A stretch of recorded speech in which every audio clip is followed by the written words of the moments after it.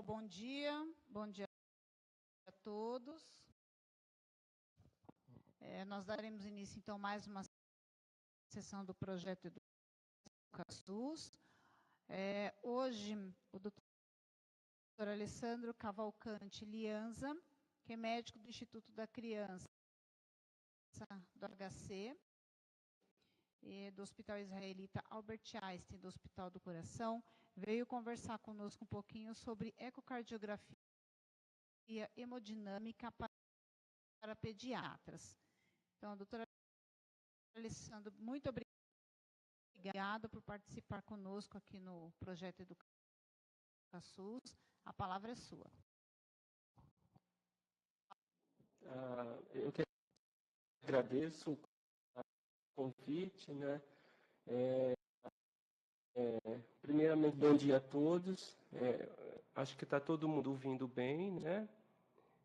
Hoje a gente vai falar um pouco sobre ecocardiografia funcional em pediatria.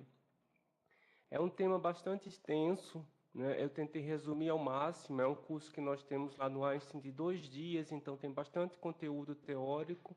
Eu sintetizei ao máximo para a gente ficar apenas com os pontos principais dessa avaliação, né? O que é que a gente sabe hoje? A gente sabe que os conceitos básicos da ecocardiografia pediátrica é importante no manejo hemodinâmico dos pacientes, principalmente na situação crítica, porque elas podem ajudar na definição entre o início, entre dar mais volume para o paciente ou iniciar uma droga vasoativa. E esse ponto é essencial no manejo e no prognóstico desse paciente.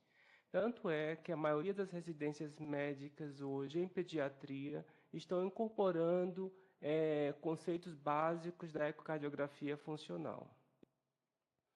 Hoje nós vamos tratar basicamente de alguns temas relacionados à ecocardiografia funcional. Vamos falar rapidamente sobre a instrumentação básica, anatomia cardíaca e obtenção das imagens transtorácicas, avaliação ao Doppler, com mapeamento de fluxo em cores, refluxos valvares e também um pouco sobre hipertensão pulmonar, avaliação da função sistólica, do derrame pericárdico e da volemia.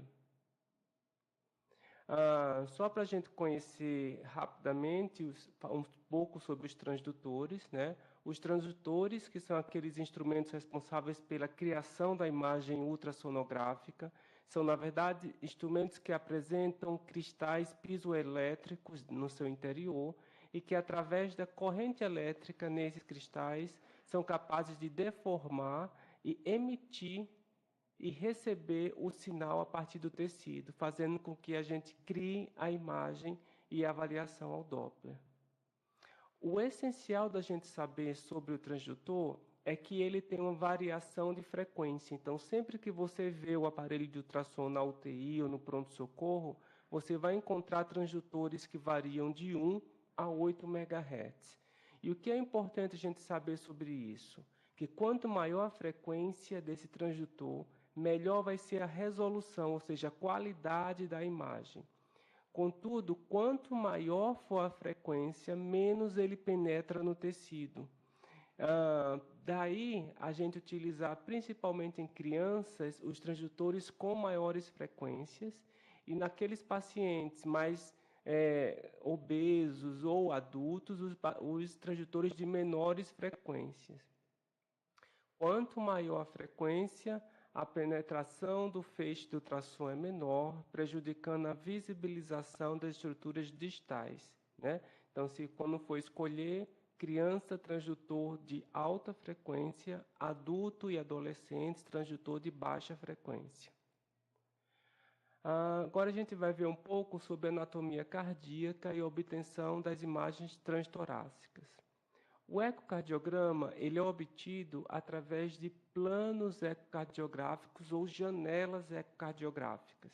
A gente tem que escolher o espaço certo para colocar o transdutor, porque o feixe de ultrassom não vai atravessar osso nem ar. E esses locais são os locais que nós temos uma maior visibilização das estruturas. Habitualmente, para o ecofuncional, nós começamos no plano paraesternal, esquerda, que é esse que vocês estão vendo aqui, seguido do plano apical e, por fim, o plano subcostal. O plano supraesternal não é utilizado no eco funcional, mas é só para vocês saberem que existe, tá? Obviamente, isso na situação normal, ou seja, com o coração para a esquerda. Em algumas situações, a gente tem destrocárdia e vocês têm que utilizar as janelas do lado direito, como a paraesternal direita e a apical direita. Então, mais uma vez, a sequência que nós utilizamos é paraesternal, apical e subcostal.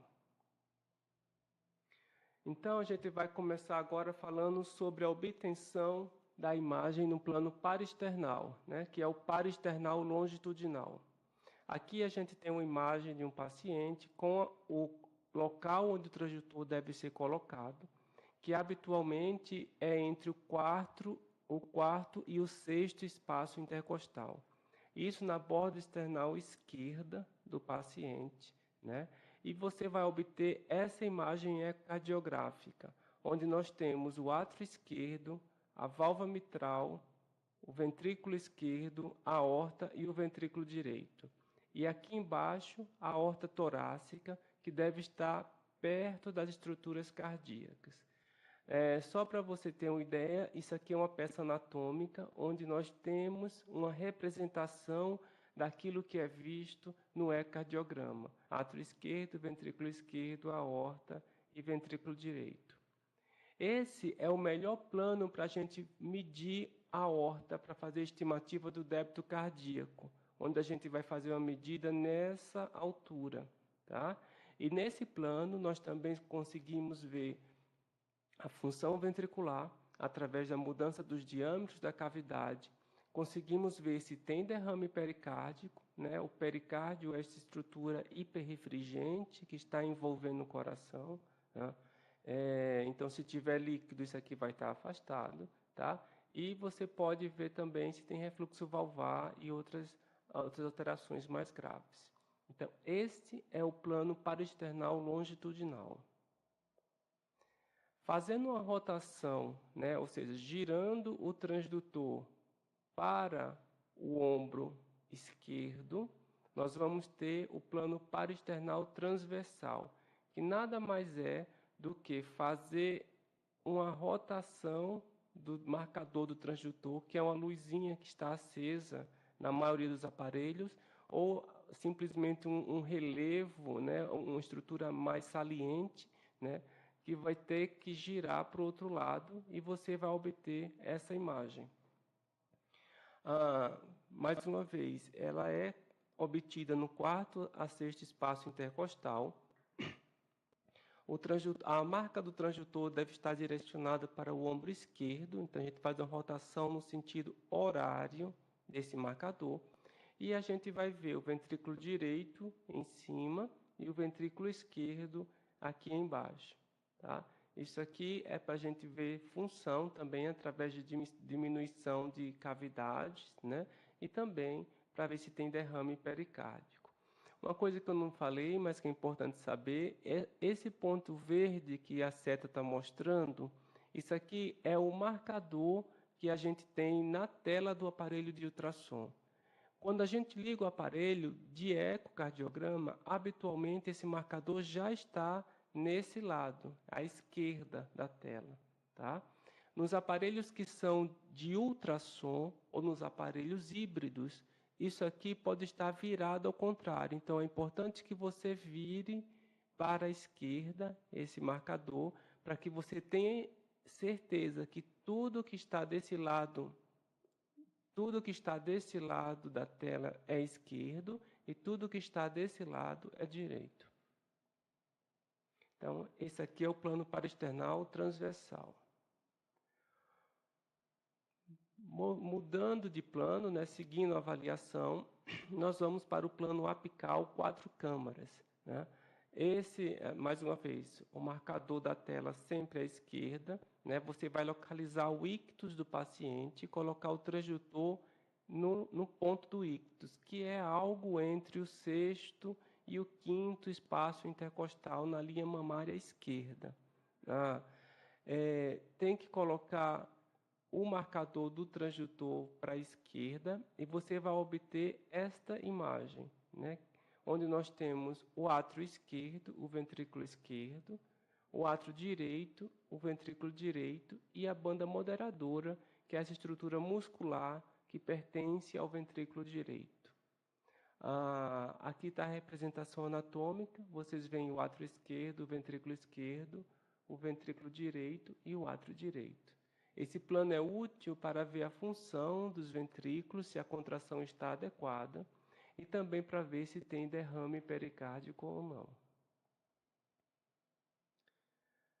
Se a gente, neste plano, anterioriza, ou seja, a gente simplesmente aponta o feixe do ultrassom mais para a cabeça do paciente, a gente faz um movimento em báscula para cima, a gente vai obter o apical 5 câmaras, que nada mais é do que a conexão do ventrículo esquerdo com a aorta.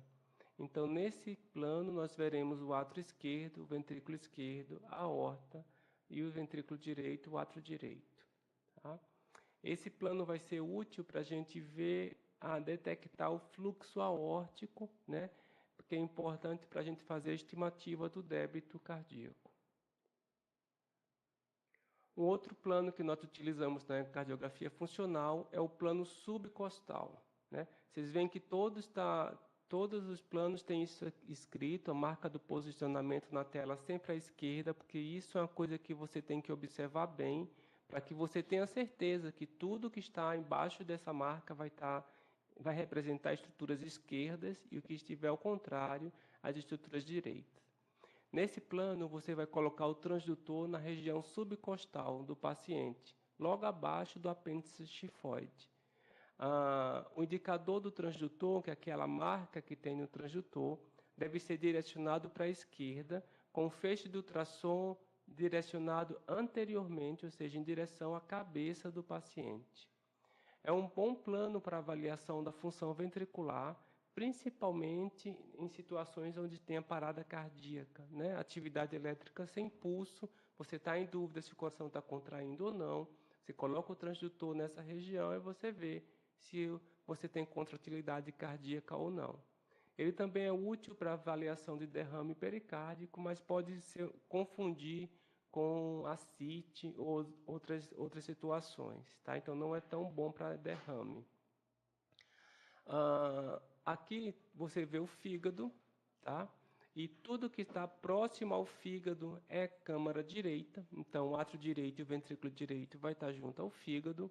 E as câmaras esquerdas vão estar um pouco mais afastadas. Então, você vai ter essa representação anatômica da imagem ecocardiográfica. Tá bom? Esse aqui é o plano subcostal, 4 câmaras. No subcostal, nós também podemos utilizar um plano para fazer a avaliação da veia cava inferior, que é importante para a gente na estimativa da volemia do paciente. Nesse plano, você vai pegar o transdutor na região subcostal e rodar o feixe para a direita e na direção do apêndice tifoide.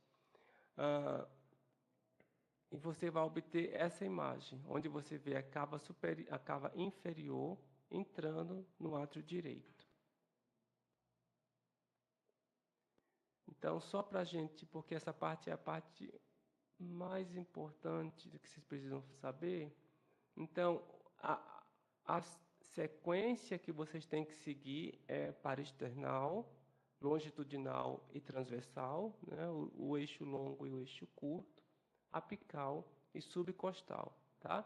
No apical, você tem que ver o apical 4 câmaras, os 5 câmaras, e no subcostal, o apical 4 câmaras e o plano da veia cava inferior. Dando seguimento, nós vamos ver agora o Doppler, né, com mapeamento do fluxo em cores, avaliação do refluxo das válvulas e hipertensão pulmonar. O Doppler é a modalidade do ultrassom que avalia o fluxo sanguíneo. Ela é capaz de determinar tanto a direção quanto a velocidade e o padrão do fluxo. E se baseia num conceito físico bem simples. o transdutor vai emitir uma onda de ultrassom que é captada pela hemácia, né? E essa hemácia vai refletir essa onda de volta para o transdutor, fazendo com que as hemácias que estejam se afastando produzam uma onda positiva, as que estejam se aproximando produzam uma onda positiva e as que estejam se afastando produzam uma onda negativa para o aparelho.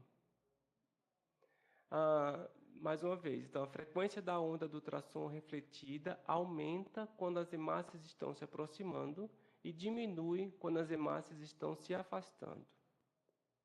Uma coisa importante também quando você avaliar o Doppler é que ele é altamente dependente do ângulo, porque na fórmula do Doppler entra o cosseno, né?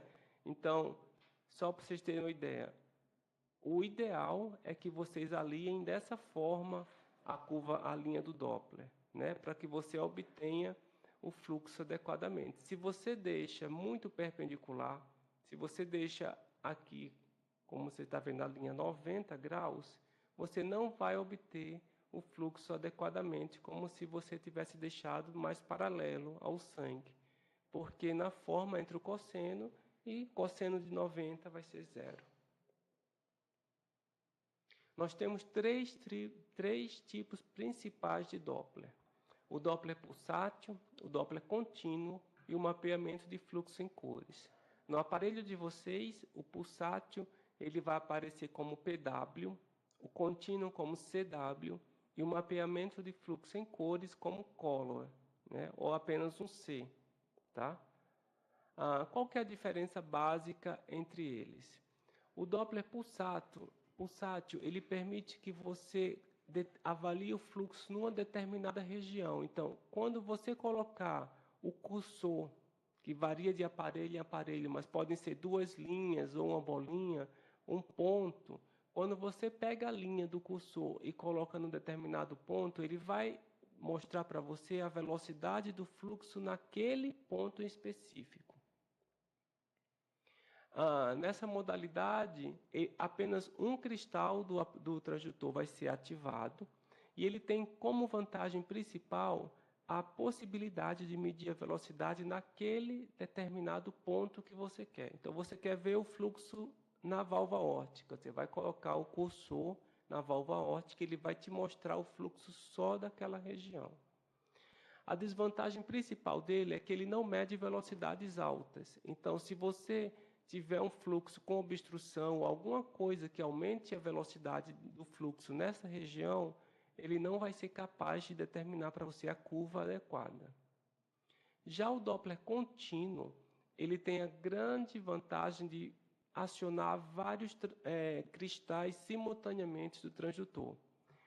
Com isso, ele é capaz de registrar velocidades mais altas, ao contrário do Doppler pulsátil. Por isso, ele vai ser usado tanto em estenose quanto em refluxo valvar. A grande desvantagem é que ele vai analisar indistintivamente todos os sinais. Então, você está aqui, você colocou o Doppler pulsátil na via de saída do ventrículo esquerdo, ele vai mostrar para você o fluxo de toda a região, desde a ponta até a válvula. Ele não vai mostrar apenas a velocidade da válvula. Tá? Daí ele só ser usado principalmente nos refluxos das válvulas, né? Ou no caso de obstrução. O mapeamento de fluxo em cores é simplesmente a representação das curvas do Doppler. Ele também se baseia nos princípios do Doppler pulsátil e ele faz com que você tenha simultaneamente a imagem bidimensional e a imagem do fluxo que você quer. É importante saber que tudo que estiver se aproximando do transdutor vai aparecer em vermelho e tudo que estiver se afastando do transdutor vai aparecer em azul, né? Então, imagine que esse P aqui, aquele marcador que eu falei no começo, que tem que estar à esquerda, né? Esse P é como se o transdutor estivesse aqui em cima, olhando a imagem, tá? Esse P representa a posição do transdutor. Então, o fluxo da aorta está se afastando do transdutor, ou seja, está saindo do ventrículo esquerdo, ele aparece para vocês em azul. Ao contrário do fluxo das válvulas mitral e tricúspide, que se aproximam do transdutor e vão aparecer em vermelho. Tá? Se por acaso você tiver uma inversão, como por exemplo, aqui a gente tem um apical 5 câmaras, onde eu tenho o ventrículo esquerdo e a aorta. Aqui a gente deveria ver fluxo em azul, não é isso? Porque está se afastando do transdutor. E se você vê um fluxo em vermelho, aqui indica que o fluxo está voltando. Então isso aqui caracteriza um refluxo aórtico. Dando continuidade ao uso do Doppler, uma utilidade bastante prática e necessária na avaliação de pacientes críticos é a estimativa do volume sistólico ou do débito cardíaco. Ele vai se basear no fato que o fluxo através de um orifício é igual ao produto da área do orifício pela velocidade do fluxo. A somatória das velocidades é chamada de integral da velocidade ou integral do tempo pela velocidade, também conhecida como VTI. Para fazer a estimativa do débito cardíaco, nós vamos precisar do VTI, que eu vou mostrar já o que significa, pelo diâmetro sistólico e a frequência cardíaca, né? Esse D aqui é o diâmetro da via de saída do ventrículo esquerdo, que vai ser medido no plano parasternal longitudinal, na base da implantação das válvulas aórticas. Para fazer a estimativa do fluxo da aorta, a gente vai colocar o Doppler pulsátil no apical 5 câmaras e vai obter essa curva do Doppler pulsátil, tá? A gente pode fazer simplesmente a estimativa do ponto, mas para o débito cardíaco você vai ter que tracejar toda a curva do fluxo, né? Que é o que a gente chama de VTI. O débito cardíaco vai ser calculado utilizando o diâmetro da via de saída do ventrículo esquerdo no parasternal longitudinal e o VTI do fluxo aórtico obtido no apical 5 câmaras. Então, ó, mais uma vez, a VTI, né, o tracejamento do fluxo aórtico e o diâmetro da via de saída do ventrículo esquerdo. O Doppler também é utilizado para fazer a estimativa da pressão sistólica pulmonar. Como é que é feito isso? Isso pode ser feito sempre que a gente tem um refluxo tricúspide, né? A gente vai posicionar esse refluxo tricúspide, né, no apical 4 câmaras, colocar o Doppler contínuo, se tiver, e a gente vai obter uma curva negativa, porque refluxo vai estar em azul, né? A gente pega o cursor, que nos aparelhos tem como measure, ou medida, ou caliper, colocar na ponta da curva, né? E você vai ter o gradiente que o aparelho fornece para você, que é esse gradiente de 38 milímetros de mercúrio. Isso aqui, você vai ver a estimativa da cava inferior, né? Para ver se você para ter uma ideia da pressão diastólica, né, da pressão do átrio e do ventrículo, e a partir disso você soma ao resultado final. Em pediatria, a gente habitualmente soma 10, né? Então você vai pegar o 38 que foi obtido pelo Doppler contínuo, no refluxo contínuo, soma 10 e obtém a pressão pulmonar de 48, que vai estar um pouco elevada nesse paciente. Nos casos em que a gente tem uma pressão sistólica pulmonar mais elevada, o ventrículo direito tende a estar maior do que o habitual, né? E o septo, que costuma ser mais direcionado para a direita, fica retificado. Então, essa imagem é característica de pacientes com hipertensão pulmonar, onde você vê o ventrículo direito dilatado, a retificação do septo, né?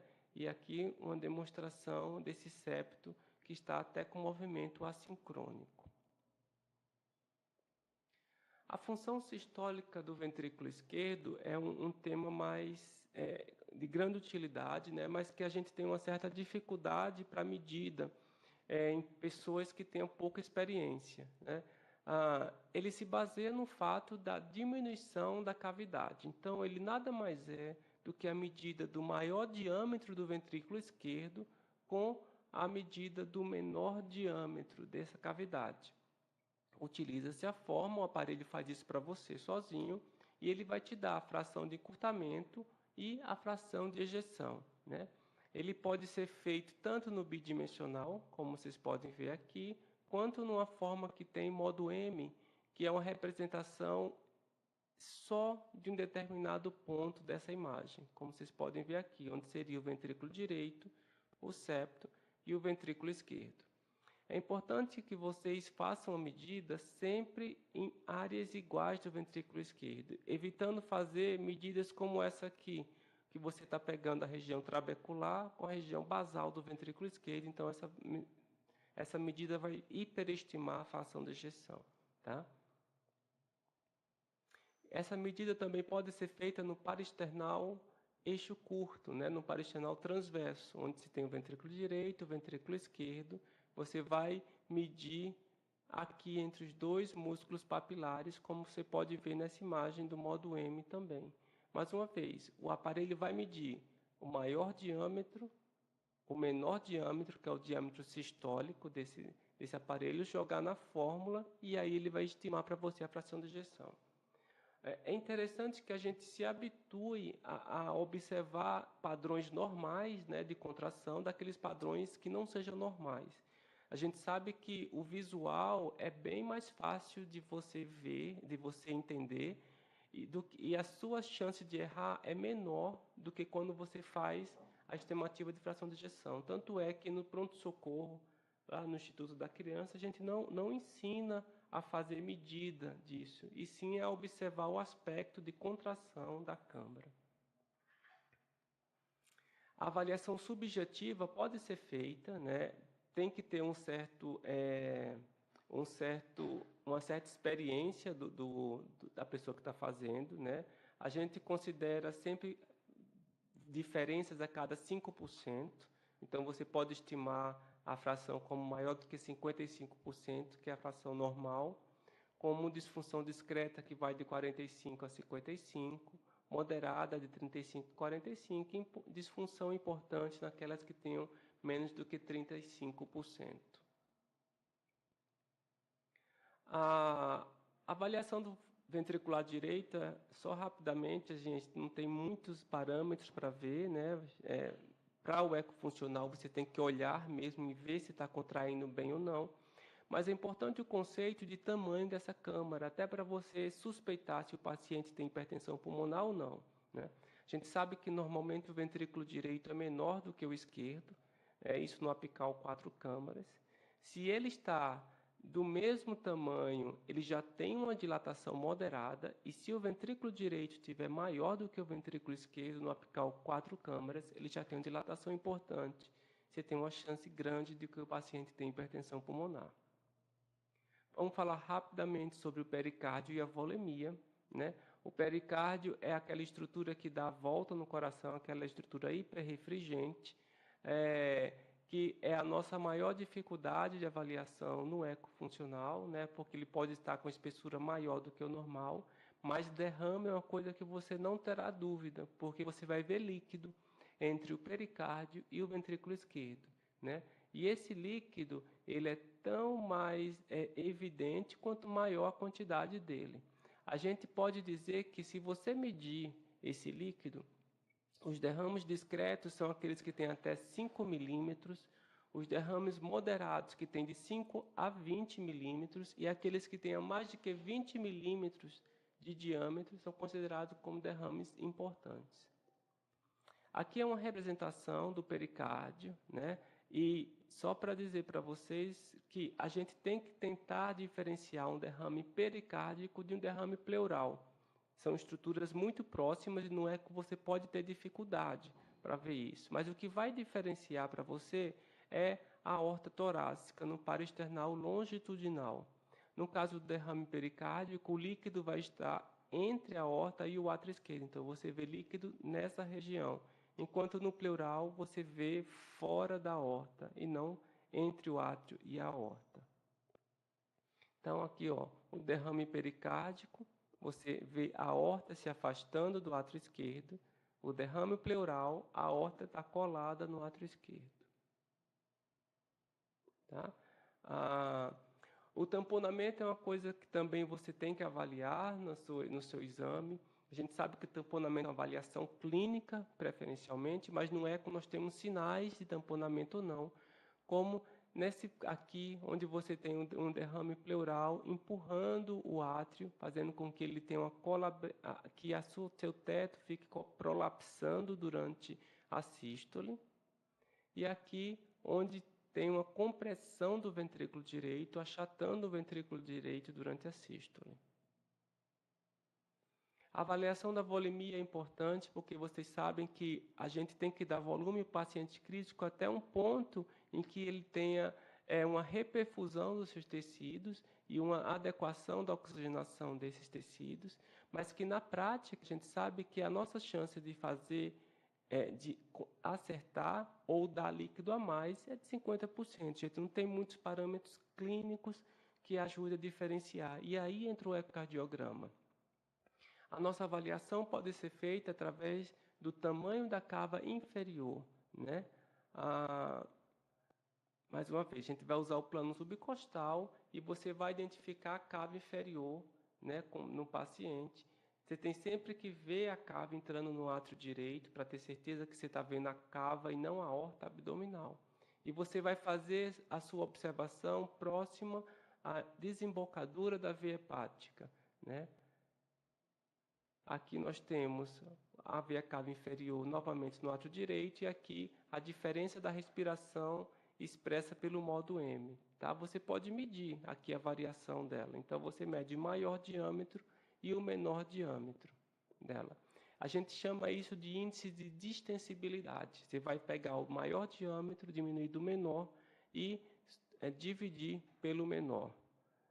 Isso aqui é útil pelo seguinte, ó, olha só esses exemplos. Você tem uma situação basal, onde o índice de distensibilidade do paciente estava em 95%, ou seja, a cava estava colabando durante o ciclo respiratório.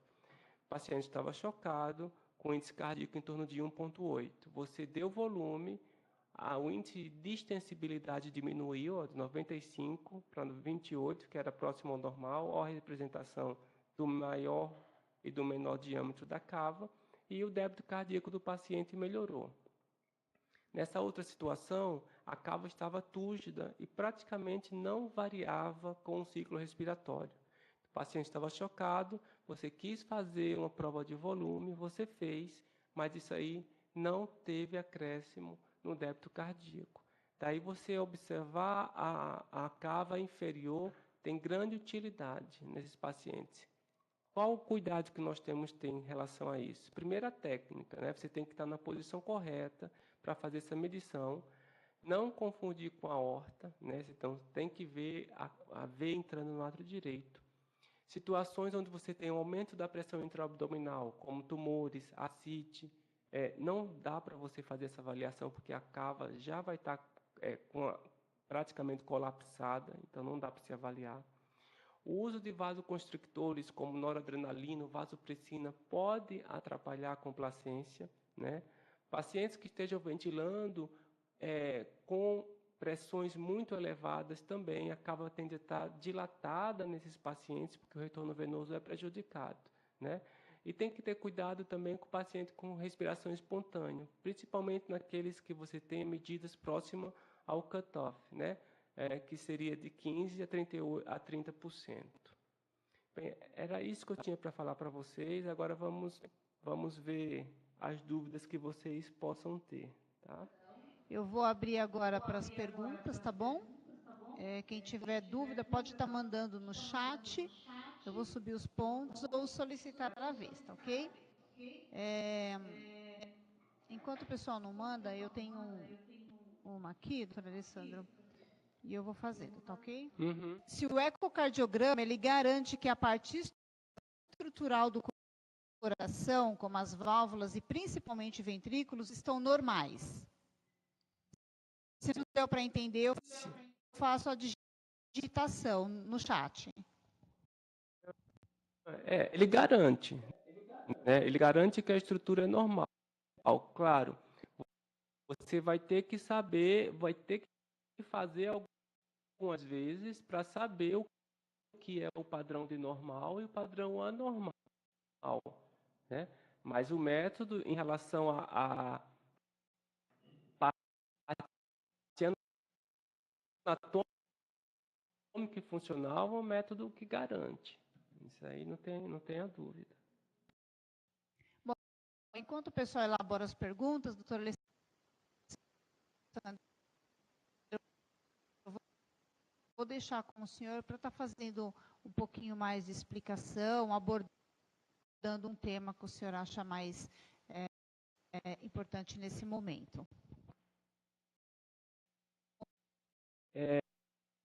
O que o pessoal pede muito para ver e que a gente treina bastante os residentes lá no HC é em relação à volemia e à função cardíaca, né? A volemia é através da estimativa da avaliação da via cava inferior, que é a forma mais fácil para ser vista, né? Você tem que imaginar que a cava inferior ela varia na respiração.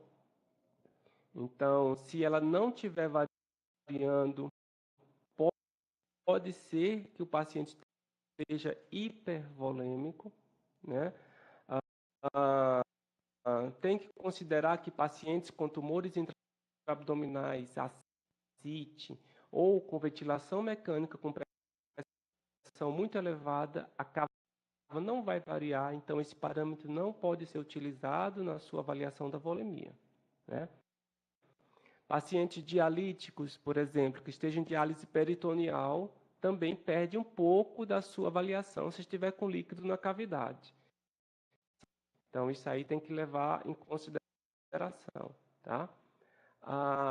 Em relação à função cardíaca, a gente vai ter que acostumar o olho, né, a ver a contratilidade cardíaca. Normalmente, a contração cardíaca habitual você vê, porque a gente não consegue mostrar filme, né?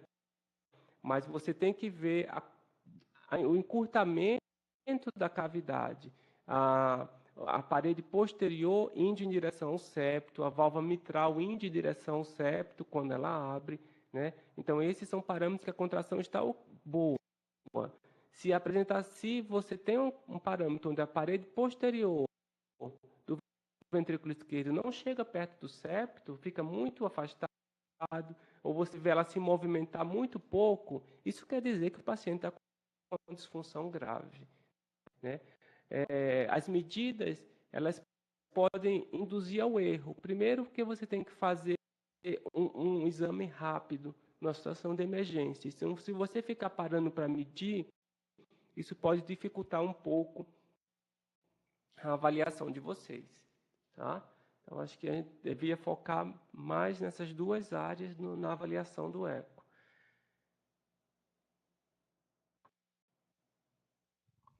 Ok. Antes de eu passar para o Curitibanos em Santa Catarina, eu vou fazer uma pergunta do chat da faculdade, da FUNFARM de São José do Rio Preto. Se o setor de cardiologia pediátrica assiste...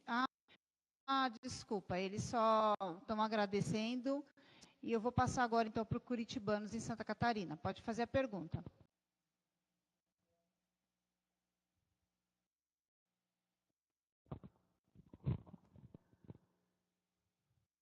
Sobre a função sistólica do VD, é claro que o parâmetro é bastante subjetivo, mas gostaria que o senhor utilizasse como parâmetro... Abre o chat aí, Rodrigo, que eu não estou vendo, por favor. Como parâmetro, o índice de parâmetro miocárdica e excursão da válvula tricúspide. Qual que o senhor utiliza? Se o senhor utiliza. A gente que faz o eco, a gente utiliza todos os recursos, né? Então, a gente utiliza a excursão sistólica da tricúspide, né, que é o TAPSE. É uma coisa simples, fácil de ser feita, né?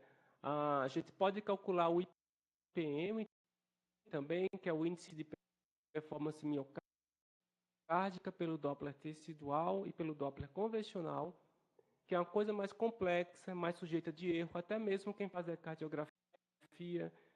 Se a gente pegar diferentes ecocardiografistas, a gente pode ter uma variação da medida do IPM, né? Então, é um índice que não é tão, digamos assim, não é tão eficaz na avaliação. O TAPSE não. O TAPSE é uma coisa simples, você consegue fazer rapidamente, a concordância é alta, né? Mas o grande problema que a gente não foca nisso nos pediatras é que isso aí é um recurso que pode dificultar a sua avaliação numa situação de emergência, né? O objetivo do ecofuncional é que você tenha a resposta rápida para o paciente crítico. Então, se você não sabe fazer o plano adequadamente, fica procurando qual a tecla você apertar no aparelho, aí você vai perder a utilidade do plano, né? A utilidade do eco funcional, que é ajudar você naquele momento. Às vezes você não tem como fazer. Mas se você tiver alguma experiência, claro, você pode lançar a mão de todo o arsenal de avaliação quantitativa de função cardíaca que você tem, né? Mas, dentre eles, o TAPS eu considero como o melhor.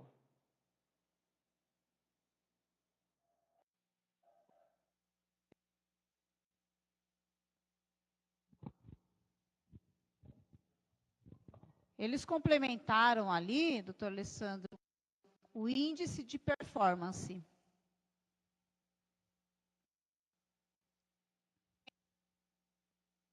Falei sobre o índice de performance, né? O índice de performance miocárdica, que é calculado pelo Doppler tecidual ou pelo Doppler convencional. Ele se baseia na medida de intervalos de tempos, né? É o tempo de ejeção, o tempo de relaxamento isovolumétrico.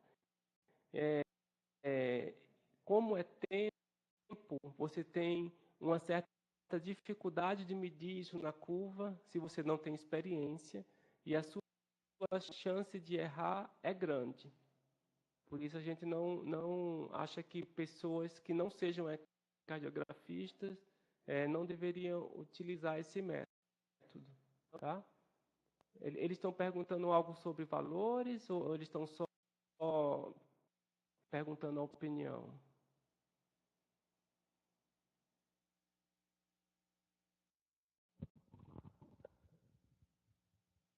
Pessoal curitibanos, respondida a pergunta. Eu acho que para quem não é cardiografista, não é um índice bom, não é prático. O TAPSE não. Eu acho que o TAPSE é uma coisa que, se você começar a praticar, você vai ter um bom resultado, e a concordância é alta, né? Mas, mais uma vez, eu acho que para o ecofuncional, o visual tem que ser o mais importante. Então, se você olhar para o ventrículo direito, ver aquele VD maior do que o VE no apical 4 câmaras, ver que ele não está contraindo bem, eu acho que a sua impressão clínica é bem importante.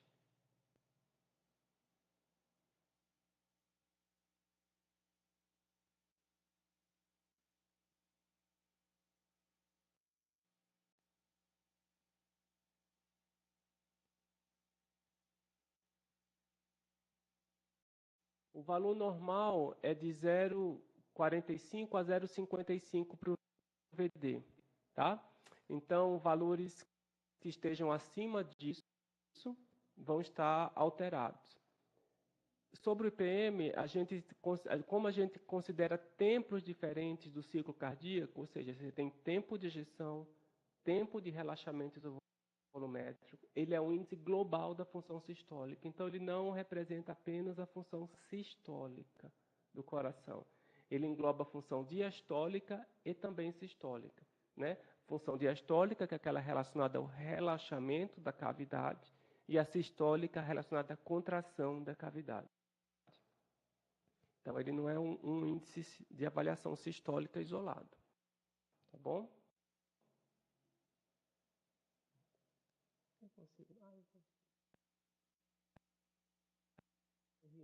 Para RN. O TAPS, ele varia. O TAPS, ele tem uma variação de acordo com a idade. A gente tem um site que vocês podem ter acesso, que é o Parâmetro Z. Será que eu consigo escrever aqui? Acho que sim, né?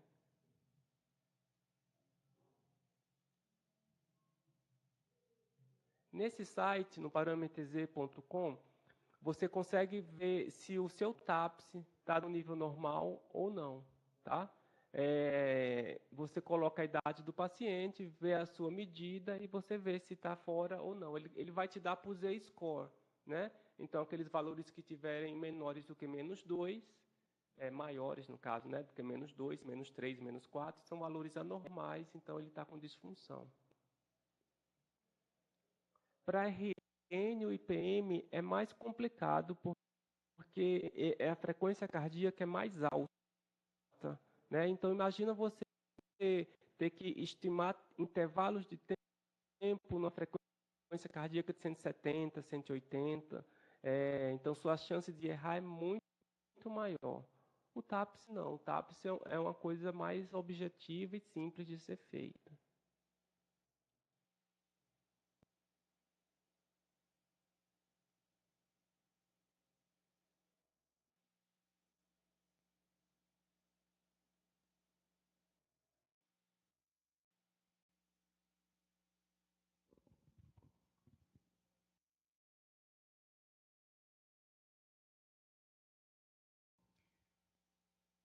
Ok. Pessoal da Fundação Hospitalar Curitibanos, obrigada. Vou deixar vocês em tela, tá? Se tiver mais perguntas, é só mandar para nós. Doutor, tem mais alguma classificação? Tem mais alguma posição? Deixo com o senhor para estar complementando. Eu acho que basicamente é isso. Eu acho que a gente tem que pegar o aparelho e fazer, né? No começo você não vai conseguir adquirir as imagens, mas tudo é uma questão de treino, então com o tempo você consegue. A gente fez eu participei da tese de doutorado de uma das intensivistas lá no ICR, ela estipulou um treinamento para intensivistas pediátricos, não foi para neonatologista, mas para intensivistas pediátricos. E a gente detectou que no final de 16 sessões de avaliação teórica e prática, os intensivistas estavam aptos a utilizar o método, né? Eles tinham uma boa resolução para detectar se o paciente tinha derrame pericárdico, se era importante ou não, se tinha disfunção cardíaca, né? E também para avaliar a volemia. O maior índice de erro dos pediatras era justamente nas medidas quantitativas. Então, eles erravam mais quando comparados com o ecocardiografista da fração de ejeção, estimativo do débito cardíaco. Por isso que eu acho que a gente tem que partir do básico, fazer as coisas básicas, uma avaliação qualitativa bem feita, e só partir para a quantitativa quando você já tiver uma experiência ou um bom manejo do seu aparelho e até de aquisição de imagem, porque senão você vai perder o objetivo do exame, que é fazer uma resposta rápida ao que você precisa, né? Acho que basicamente é isso. Não dá para mostrar tudo, fica até um pouco confuso, porque é muita coisa em pouco tempo, mas vocês têm que saber que existe a ferramenta, existem formas de você fazer você avaliar o seu paciente, além da PVC, além dos seus monitores, e que vocês têm que começar a lançar mão disso, tá?